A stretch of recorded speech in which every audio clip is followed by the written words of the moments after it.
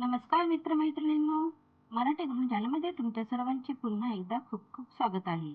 आजच्या व्हिडिओमध्ये आपण संस्कार भारती रांगोळी काढण्यासाठी काही बेसिक आकृत्या लागतात ते पाहणार आहोत. तुम्हाला आकृती बरोबर दिसायला पाहिजे त्याच्यामुळे मी किचनच्या ओट्यावरती हा व्हिडिओ काढत आहे.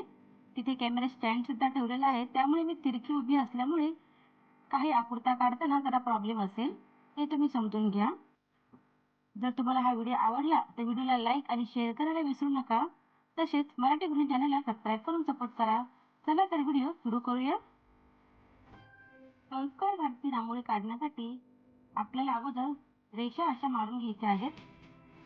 या रेषांमुळे आपण संस्कार भारती रांगोळी काढताना खूप साऱ्या डिझाईन तयार करू शकतो.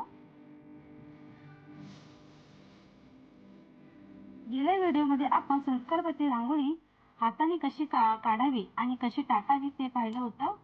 आजच्या व्हिडिओमध्ये मी तुम्हाला या बॉटलमध्ये रांगोळी घेऊन कशी काढायची ते दाखवत आहे. जर तुम्ही बॉटलने रांगोळी काढणार असाल तर रांगोळी अतिशय बारीक पाहिजे, तरच ती व्यवस्थितपणे खाली पडू शकते. नाहीतर मध्ये मध्ये रांगोळी अडकेल आणि तुम्हाला रांगोळी काढायला त्रास होऊ शकतो. 2 डिझाईन आपण काढले आहेत. ही तिसरी डिझाईन आहे. सर्व डिझाईन अतिशय सोप्या आहेत. या डिझाईन पासून तुम्ही वेगवेगळ्या प्रकारे संस्कार भारती रांगोळी काढू शकता.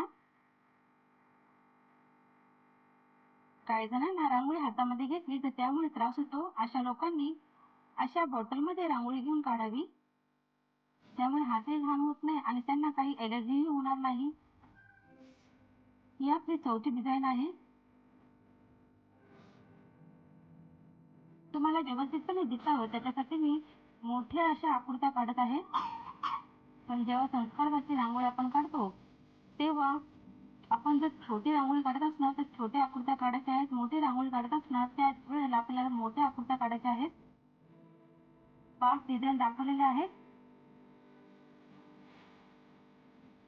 ही 6वी डिझाईन आहे. मी तिरकी उभी असल्याने तुम्हाला ही डिझाईन तिरकी दिसणार आहे.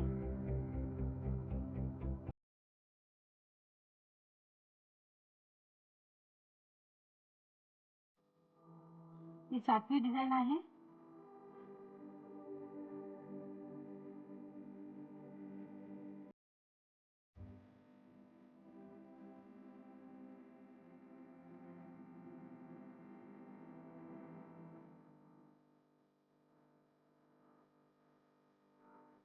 आणि हे आपण आता 8वी डिझाईन काढत आहोत. अतिशय सोप्या डिझाईन आहेत. तुम्ही घरी प्रॅक्टिस केली की तुम्हाला पटकन जमेल आणि या दिवाळीला तुम्ही छानपैकी रांगोळी काढू शकता. मित्र-मैत्रिणींनो, तुम्हाला हा व्हिडिओ आवडला तर व्हिडिओला लाईक करायला विसरू नका. तसेच व्हिडिओ तुमच्या फ्रेंड्सला व्हॉट्सअप आणि फेसबुकवरती नक्की शेअर करा आणि मराठी गृह चॅनलला सपोर्ट करण्यासाठी सबस्क्राईब अवश्य करा. वेळात वेळ काढून व्हिडिओ बघितल्याबद्दल धन्यवाद. पुन्हा भेटूया एका नवीन व्हिडिओ सोबत.